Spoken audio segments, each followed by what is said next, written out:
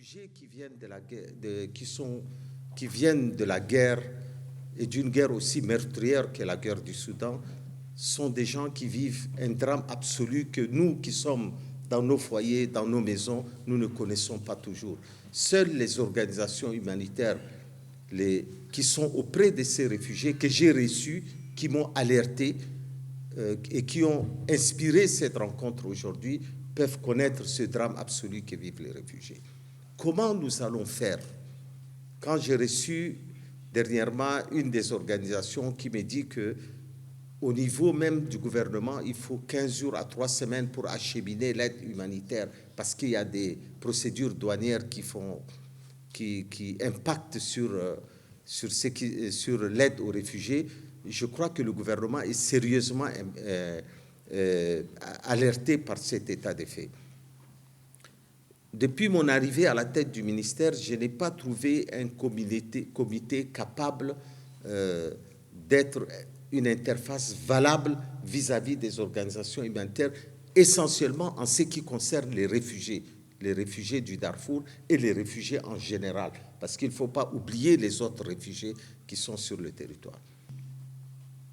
Les réfugiés qui sont sur notre territoire n'impactent pas simplement sur leur propre vie, mais sur des populations qui elles-mêmes vivent dans des conditions précaires.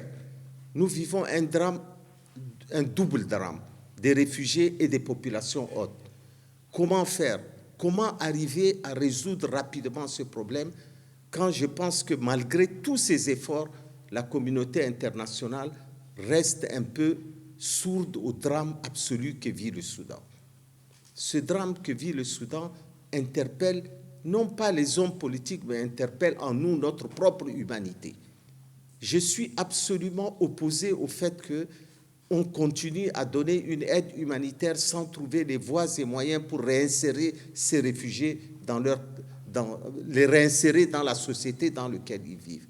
Si demain matin, la guerre du Soudan s'arrêtait, demain matin, il faut 10 ans pour que les réfugiés puissent retrouver un pays stable, un pays en sécurité. Le drame du Soudan est parti pour des dizaines d'années de drames, de déchirures pour les hommes et les femmes.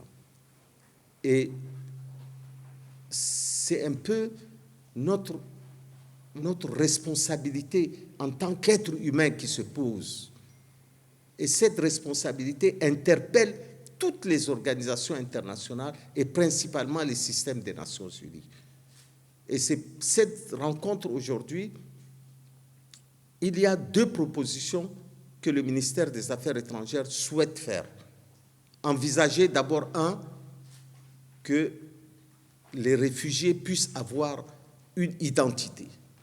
Pas simplement une identité donnée par le HCR. Il faut réfléchir à la création d'un office qui reconnaît à ces gens-là, par le gouvernement tchadien, leur droit d'être des réfugiés. De leur délivrer des papiers d'identité délivrés par le gouvernement tchadien qui leur reconnaît le droit d'être des réfugiés et qui leur apporte une protection.